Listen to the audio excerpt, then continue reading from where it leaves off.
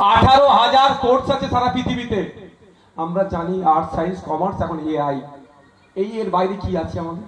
আমরা খুব বেশি হলে 100টা কোর্স সম্পর্কে জানি, কিন্তু সারা পৃথিবীতে 18,000 কোর্স আছে। বুঝতে পারছেন?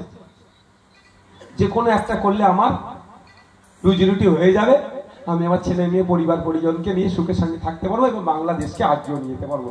কিন্তু এই খাপে যে ফেলতে হবে, কাকে কোন কোর্সটা করলে এখন ডিমান্ড কি, সেটা আমরা জানাবো কাকে? প্রতি বুথে আমরা একজন করে শিক্ষা বন্ধু রাখছি। সেই শিক্ষা বন্ধুর কাজ কি হবে? যে উচ্চ মাধ্যমিক মাধ্যমিক দিচ্ছে তার কাছে এই মেসেজটা পৌঁছে দেওয়া।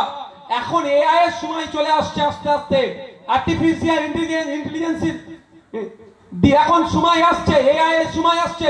এআই এর এই কোর্স আছে, এইগুলো করলে তোর ফিউচার দাঁড়াবে। জানাবো তাকে, সে গ্রহণ করছে কি করছে না আমাদের দায়িত্ব নয়। আমাদের কাজ কি হবে? সঠিক মেসেজটা তার কাছে পৌঁছে দেওয়া। আচ্ছা, আপনারা বলুন, অপারেশন থিয়েটারের নাম শুনেছেন তো? ওটিতে কি শুধু এমবিবিএস বা এমএস বা যেগুলো যা আছে তারাই থাকে?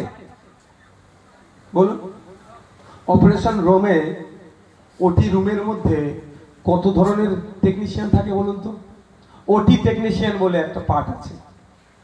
আজকের ডেটের কথা বলছি, ওটি টেকনিশিয়ান খুব কম, মানে ধরে খুঁজতে হচ্ছে। এটা গুরুত্বপূর্ণ সাবজেক্ট। ওটার জন্য এমবিবিএস পড়তে লাগে না, ওটার জন্য আলাদা কোর্স করতে হয়। অনেকে এমবিবিএস এ চান্স পায় না, ডেন্টালে চান্স পায় না, তা তারা কোথায় যাবে বলুন?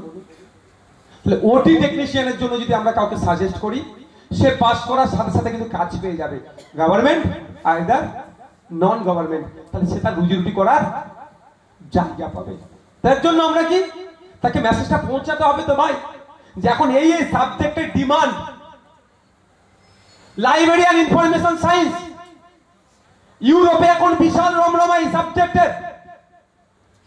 আমাদের ওয়েস্ট বেঙ্গলে দেখুন গুটি কয়েক। এই নিয়ে আমি কথা বলেছি বিধানসভাতে।